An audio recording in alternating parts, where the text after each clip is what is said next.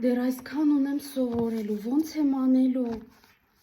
Ես ոչինչ բան չեմ հիշում ու հաստատ այդ քննությունը տանուլ կտամ։ Attentive, ուշադիր։ Բա ոնց եմ պապային ասելու, որ ես չեմ կարող, ես չեմ հանձնի։ Գլխիս մեջ քաոս է, ես ոչ մի բան չեմ հիշում։ Բոլորի մոտ ստացվում է բացի ինձանից։ Kind, բարի, ահա, բարի։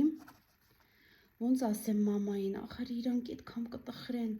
բայց ինձ չեն հասկանում, որ ես շատ վախենում եմ այս քննությունից։ Ինչ եմ անելու։ Important, կարևոր, Հերիք է նվնվաս, դու շատ խելացի ես ու քո մոտ ամեն ինչ կստացվի, դու ամբողջ մի տարի պարապել ես, մենք այդքան փող ենք ծախսել քո պարապմունքների վրա, մեջ կտուղի, քո մոտ ամեն ինչ կստացվի, չէ, բայց այսպես էլ չի լինի, երեխայիս համար մեկը պետք է ով կօգնի իրեն կաջակցի և մենք կհաղթահարենք այս բոլոր վախերը, անկեղծ եմ ասում ինձ էլ արդեն հոգեբան պետք, և նման իրավիճակ ես հանդիպում եմ ամեն տարի, քննություններից առաջ նախապատրաստվող երեխաների և դեռահասների մոտ։ Վախը իրականում ստեղծում է այնպիսի խոչընդոտներ, երբ երեխան նույնիսկ ամբողջ տարի շատ լավ պատրաստված լինելով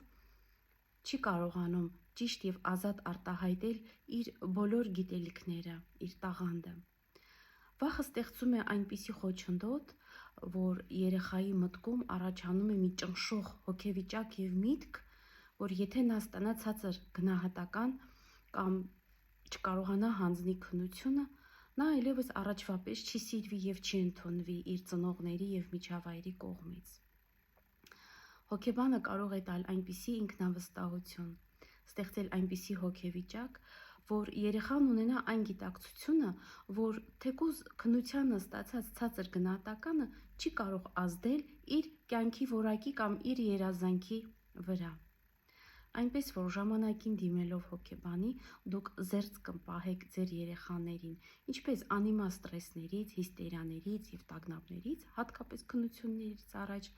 այնպես և դուք կհասցնեք հոգեպես պատրաստվել և հանգստանալ և վստահաբար գնալ յուրաքանչյուր քննության և ունենալ մեծ հաջողություններ։ Միշտ սիրով ձեր հոգեբան Աննա Կարապետի Մանուկյան։